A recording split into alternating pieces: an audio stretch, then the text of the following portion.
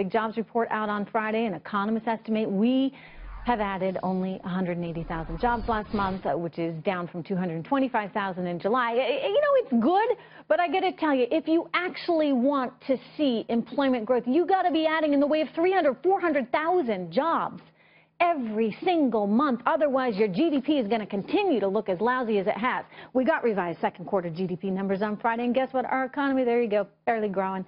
It's been revised, lovely, down to 1.1%. Since President Obama took office, our economy has grown at an average annual rate of just 1.7%. No wonder Hillary Clinton rarely talks about the economy, right? How's she going to campaign on that one, given how lousy our economy is? Joining me right now, political commentator Ellis Henican and Fox News contributor and Trump economic advisor Steve Moore. Steve, characterize the current state of the U.S. economy for me, would you?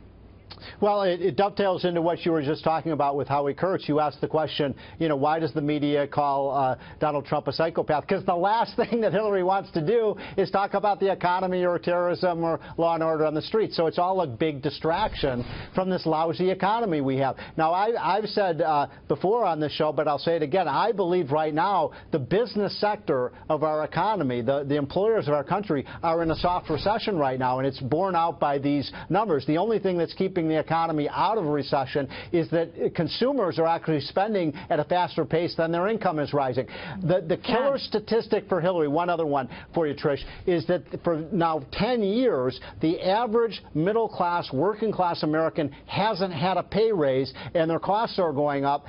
Financially stressed middle class, that's the message for Donald Trump. So, Ellis, how does she address this? I mean, and why hasn't she, frankly, addressed it enough? Well, first of all, you almost have missed all her talks about middle-class jobs and giving opportunities for regular folks and making sure that the wealth that is now compressed up at the top gets I've spread heard that through rhetoric. the economy. Ellis, I have heard that rhetoric over and over again. But no, it's rhetoric, because she actually hasn't told us how she's going to fix it. She's got eight tax brackets. Ellis, do you know what those tax brackets are? There is a danger. No, you don't. Do you want to list the tax brackets? No, I would like to know what they are. She's running for president. I have no idea what her tax brackets are because she hasn't told anyone. If I may make this point, there is a danger, I think, in having the Trump advisors paint an excessively bleak portrait of our economy in the same way that all Mexicans aren't rapists, right? It is dangerous to make America to be in some kind of economic cesspool. In fact, unemployment way down, the stock market at records, job growth continuing, consumer confidence up. You have seen the GDP numbers. You have seen the jobs numbers. The stock market, fine.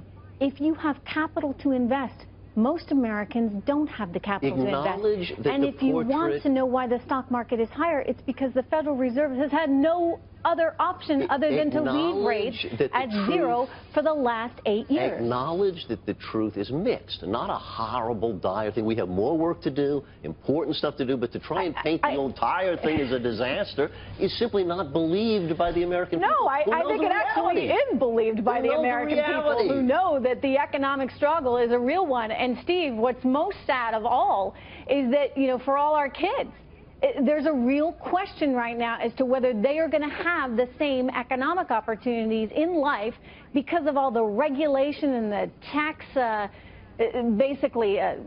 struggles that we have put on corporate America, thereby making it so much more difficult for people to succeed.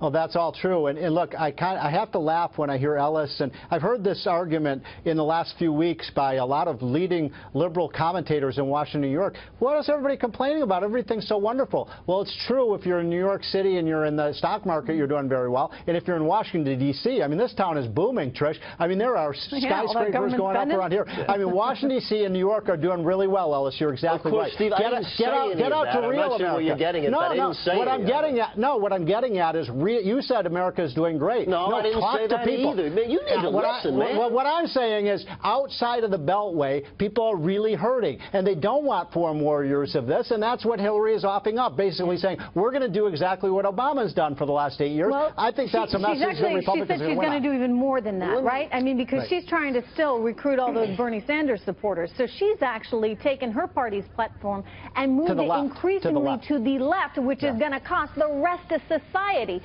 So she hasn't actually offered any real economic the worst thing you could prescription. do on the economy right now, I think even Ellis would agree, was have a major tax increase, and that's part of Hillary's agenda. Let me try this with you, Steve. Why don't see if you and I can agree about this, that the economic news lately has been mixed. There's some things that are encouraging, like the unemployment rate declining so dramatically, and the stock market being so high, and consumer confidence bouncing back. Those are all good things, and there's still some work to be done in order to make sure that the benefits don't all stay up at the top with the rich people and that the middle-class people benefit. Can't we at least agree on that?